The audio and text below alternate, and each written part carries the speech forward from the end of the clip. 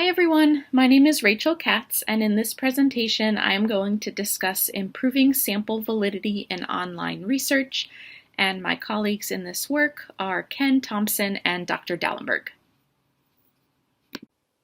So the use of online platforms like Amazon's Mechanical Turk, or MTurk for short, to collect data has grown dramatically in the sciences, particularly in the field of psychology, and this is due in part to the convenience and the speed of data collection. So since its launch in 2005, MTurk has become a widely used site through which both business and academic research takes place. And the first two bullets here give you an appreciation for the volume of studies that are conducted and the percentage increase in usage of MTurk over the last decade. Early research claimed that MTurk was at least as reliable or even more reliable than typical community samples, but others have noticed a deterioration in data quality. And this deterioration was initially attributed to an increase in the use of bots, but more recently researchers have shown that the poor quality performers are likely human workers. So here are two examples of studies that demonstrate the importance of ensuring data integrity. Tong et al. In 2012 recruited smokers who were older than 50 for a lung cancer study, and they also recruited active athletes who were younger than 35 for a shoulder dislocation study. But 17% of the cancer study respondents also responded to the shoulder dislocation study, which is clearly impossible and makes for a rather interesting Venn diagram. In the second study, Westling and Associates reported on a study by one of their authors in which they recruited MTurkers who had written 10 or more reviews on Yelp, and 900 people responded initially, but when the respondents were asked to provide proof of their reviews by uploading a screenshot of their Yelp credentials, 867 people dropped out. So of course there is the possibility that some people didn't want to take the time and go through the trouble of screenshotting their credentials. The idea that this simple task resulted in over 96% of the sample dropping out leads to the reasonable suspicion that many people actually did not meet study criteria, although they claimed that they did. So given these published cautionary tales, we've also looked at data from within our own lab, the Trauma Research Institute. And here are some statistics from Dr. Lisa Stahl's dissertation that looked at revenge pornography. And her results showed that the prevalence rate for being a victim of revenge pornography differed by a factor of 10 when those with poor data quality were eliminated. And this dramatic difference highlights that poor quality performers do not always respond randomly. So in other words, they're not simply adding random variance. Instead, poor performers often take more extreme positions which can seriously skew results. And if one is looking for the causal roots of the replication crisis in the sciences, here is one potentially huge source. So with the importance of data integrity in mind, Dr. Dallenberg, Ken, and myself conducted a meta-analysis to assess what researchers are doing presently to ensure data integrity in their online studies and the benefits and drawbacks of particular techniques. So in a sample of 879 studies from papers and dissertations gathered from PsycInfo and ProQuest, our most important finding, which you can see on the yellowish bar here, was that more than half of the studies either did absolutely nothing to ensure data integrity, or they were relying only on a participant's approval rating, which is a flawed approach that I will explain in a later slide. All of the studies in our sample were coded by 2 or more of us, and we had an inter-rater reliability coefficient of 0.91, and any differences in coding were resolved in a discussion among the 3 of us.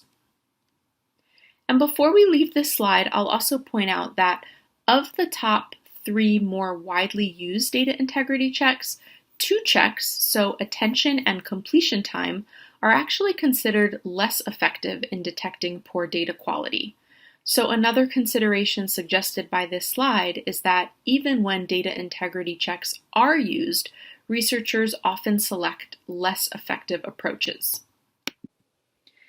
In addition to whether or not researchers were using data integrity checks, we also looked at how many different types of checks researchers were using, and we found that 31.2% used one type, 12.7% used two types, and only 5.5% of 872 studies used three or more types of checks.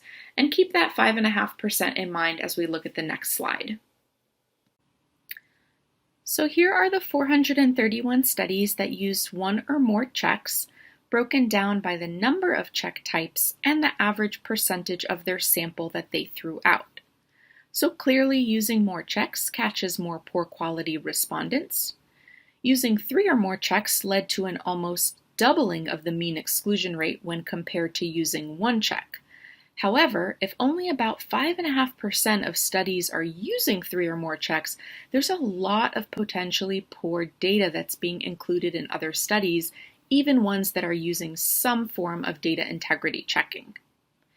And when using three or more checks, the mean exclusion rate was 16.5%, which is pretty important to note as that tells us that researchers should build a surplus of 15 to 20% into their recruitment. So earlier I stated that I would discuss approval ratings in some more detail. So on MTurk, researchers are able to flag participants who produce data of poor quality, which lowers their approval rating. So for example, if an MTurker has an approval rating of 95%, what that means is that out of 100 studies that they completed, 5 or fewer of those completed studies were flagged as being of poor quality.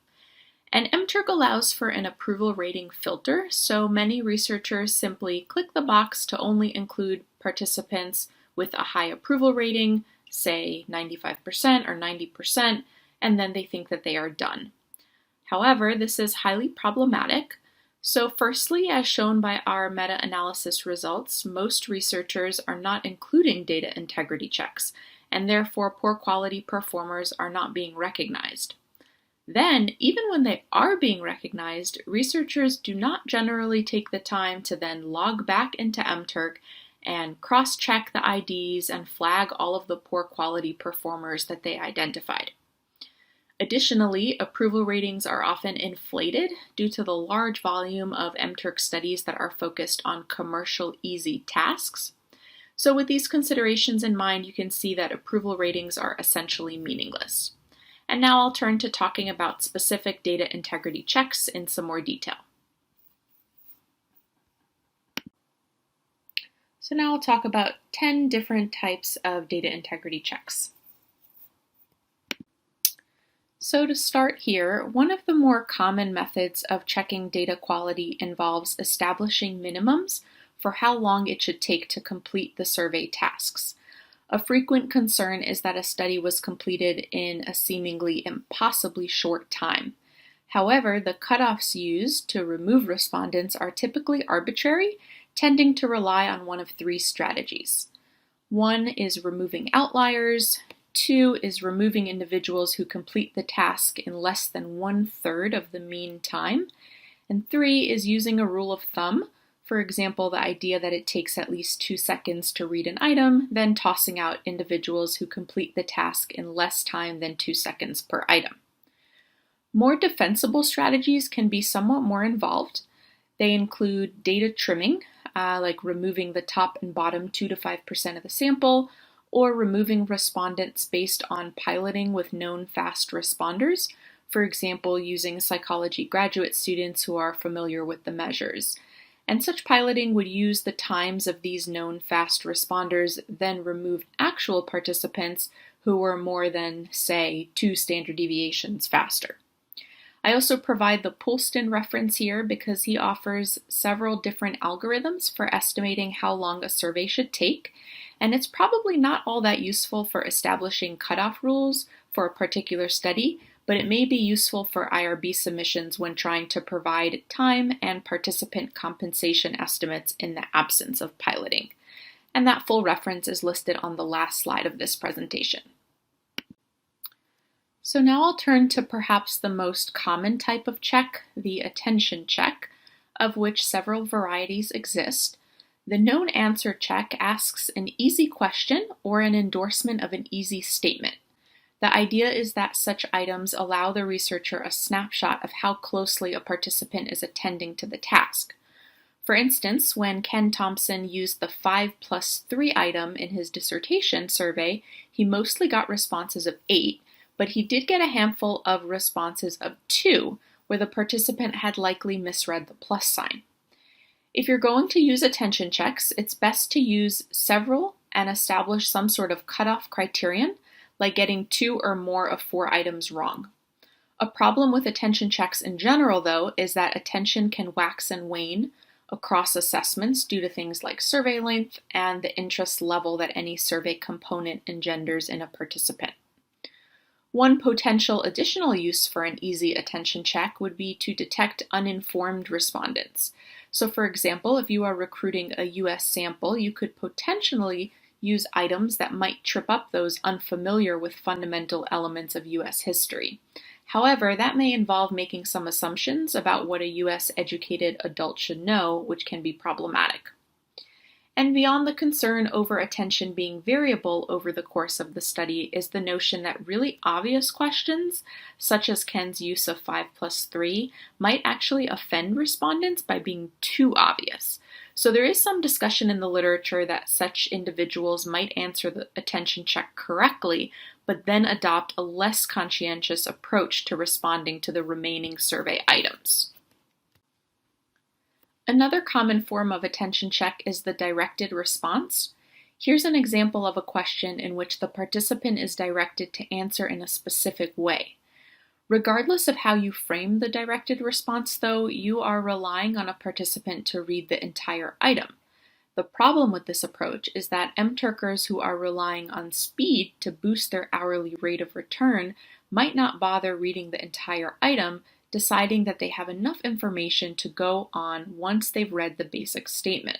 The conundrum here is that these individuals might typically provide quite accurate data if questions are straightforward, but still fail this kind of validity check.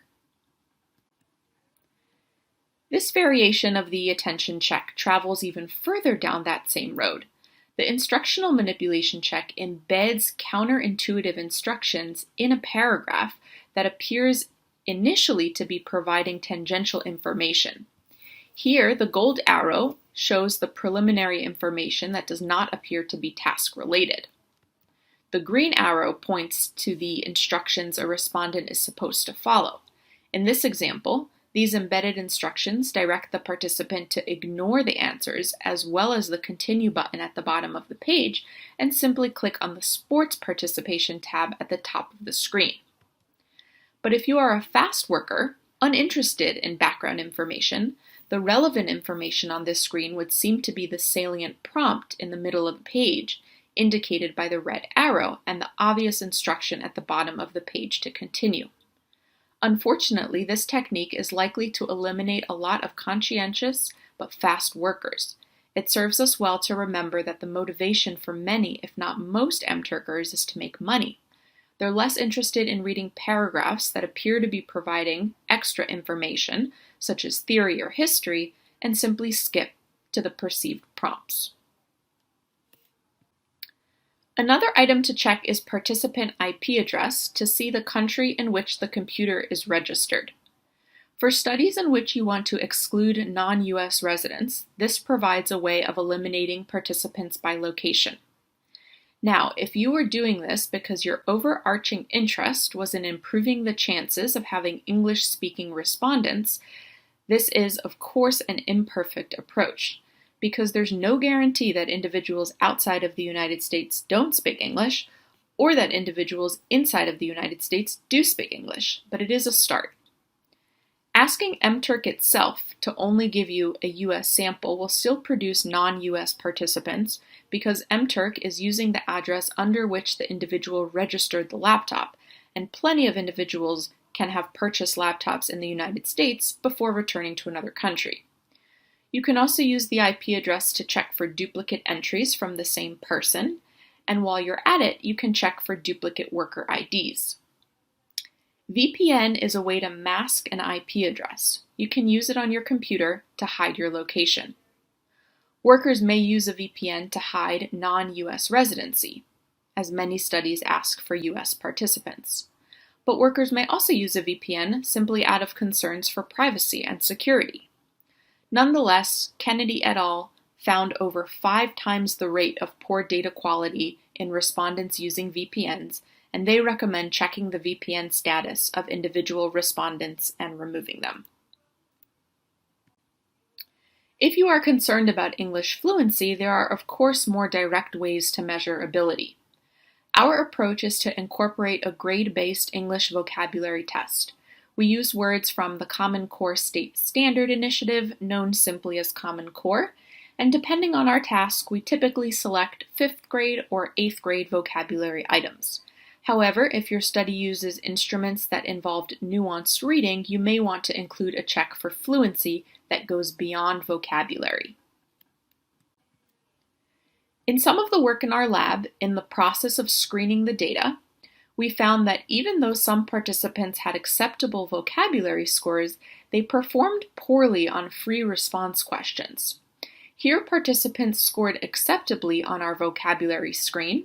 They can score 0 to 7, and we keep scores of 5 or higher. In addition to the vocabulary screen, we also included 2 free response items.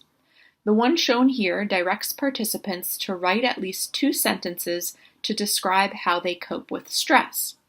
Based on very liberal scoring, they were given a score from 0 to 2.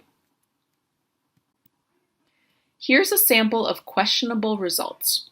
Some responses, like the first, second, third, and last items, seem to showcase that English is not the primary language. With the other entries, you can't be sure if the brevity is language-related or simply some sort of response fatigue, like the respondent couldn't be bothered for one item to put sufficient effort into the response to follow the instructions. Respondents were given credit for seeming to understand the question, even if they did not provide a grammatically correct response or didn't use 2 sentences. As we used 2 of these free response prompts, the total score could range from 0 to 4, and we got rid of scores of 0 or 1. You can see from some of these responses that you might have reasonable concerns about a participant's ability to understand a nuanced survey, and you might even want to increase the cutoff threshold. A final note on this. Because of redundancy in our integrity checks, all these individuals were eliminated anyway, based on their performance on other checks. Even the use of relatively few items can provide multiple ways to check data integrity, thus enhancing the confidence with which you can eliminate problematic participants. The use of open text questions offers some additional benefits. For one thing, we've noticed that in some instances, responses can be a little too polished. When we encounter this, we check any suspect response using a Google search. We also search our own database to check responses, as we have noticed other instances in which a response that we consider uniquely worded nonetheless pops up more than once in the data under different IP addresses and/or different user IDs. When this happens, we scrutinize those participants more closely, checking things like the starting and ending times for the individual's submissions. We also look for other potential disqualifiers to see if we can use something else from our redundant system to immediately disqualify a respondent rather than get involved in further detective work. Patterned responses involve any kind of response based on repeated keystrokes rather than item content. For instance, selecting all ones, or repeating the pattern 1, 2, 3, 4, 1, 2, 3, 4, etc.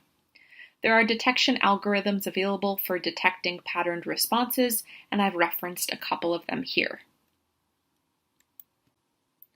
The most effective single strategy for checking data integrity appears to be the use of atypical or impossible items. Generally, we would use 3 or more of these items, potentially using endorsement of 2 or more atypical answers as grounds for removal from analysis. I'll also note that you might use atypical answers at both ends of a scale. For instance, if you took the example shown here, but asked about hours of sleep per day, you might label answers A, D, and E as atypical. and impossibility is simply a variation on the atypical theme. Structure is a simple algorithm developed in our lab. We first tested the concept using the dissociative experiences scale, but now we're assessing it across additional instruments. The idea and the beauty behind structure is that it uses a scale's own high and low base rate items as a means of determining validity. The percentage endorsement of high base rate items should exceed the percentage endorsement of low base rate items. So, if you were to use this equation and derive a negative number, it would signify something unusual and therefore suspect, that the individual was endorsing low base rate items with more frequency than high base rate items. Inconsistency simply looks for whether the participant is providing stable responses. We've had some fun with this item, not simply asking the same question twice or asking a reverse scored version of the same question, but also asking for the same information in different ways. For example, as shown here, asking for a participant's age in years and then asking them what year they were born, then converting and comparing the results. And finally, the last data validity technique I'll discuss involves a general assessment of the seriousness with which the participant approached the task, using either direct or indirect assessment. In a direct assessment, such as, "Should we use your data?" we recommend prefacing the question with a reassurance that the participant will be paid regardless of the answer provided. The indirect assessment can involve evaluations of distraction, like whether there were other people or pets with the participant, what else might be happening in the participant's room when they were completing the task, etc. A challenge for gauging seriousness is overcoming potential demand effects of respondents wanting to be helpful or being concerned about their compensation. And now I'll turn to some practical recommendations. Our first recommendation is that if you are going to use MTurk to collect data, consider using CloudResearch. CloudResearch was formerly called Turk Prime, and it provides 3 levels of support from a do-it-yourself approach to fully managed research, and the DIY level is called MTurk Toolkit. And the biggest advantage of CloudResearch is that people pre-register with specific demographics and can only see studies that they are eligible for. So on traditional MTurk, participants can be whoever they think that you want them to be. They can be a Caucasian female for one study and then an Asian male for another study. But with CloudResearch, if you as a researcher identify in the inclusion criteria that you are looking for 50 Republican women who live in Texas, the survey will only be visible to individuals who are registered with those demographics. And on this slide here, you can see some of the examples of targets from which you can choose. And another nice feature of CloudResearch is that you can use its exclusion feature to keep respondents from completing your task more than once, or you can specifically target past respondents if you want new information from them, which is especially helpful if you are gathering some sort of longitudinal information. So based on our research, here is the Trauma Research Institute's validity checklist that we suggest people use if collecting research online. So first, we suggest checking for IP addresses, VPNs, and worker IDs. We suggest checking English skills, assuming of course that your instructions are in English. And like I explained earlier, open text responses are helpful to include in addition to a vocabulary test if you have nuanced instructions in your study that you want to ensure participants are understanding. We recommend using at least 3 different types of integrity checks and perhaps more than 3 for longer studies. Methods with the strongest support include inconsistency, atypicality, and patterned responses. And we suggest avoiding instructional manipulation checks, attention checks, and arbitrary cutoff times. And we also suggest building in a 15 to 20% recruitment buffer to preserve power to make up for excluded participants. In addition to using these checks, we also suggest you put some thought into what you want to do with your results. So you can absolutely report them to the platform, which will lower their approval rating. But this might raise some ethical and practical concerns that you should think about. Because data integrity checks can never be 100% accurate, you may fail to pay someone who has completed the survey in good faith. Also, given that MTurkers themselves have forums where they talk about studies, rejection of more than 2 to 5% of your sample may lead MTurkers to ignore further postings from your lab. A potential middle path is to use studies over time to build your own participant pool of reliable performers, and this is something that you can definitely do within CloudResearch. In some future directions, the Trauma Research Institute is in the process of developing an array of questions from which researchers can choose, and we plan to put these on the TRI website behind a firewall so that researchers can have free access, but MTurkers won't be able to find the questions. And we're also working on determining structure equations for several brief scales, including the Epworth Sleepiness Scale, the Distress Tolerance Scale, RIF Psychological Well-Being Scale, and the Coping with Discrimination Scale. And the idea is that researchers could have several scales to choose from with a structure equation already defined. And developing structure equations across numerous instruments would not only provide a validity check, but it can also potentially provide scale information that complements a particular study. And thank you so much for taking the time to listen to this presentation. Here's our contact information. Feel free to reach out to either Ken, myself, or Dr. Dallenberg. And here are the references. Thank you so much.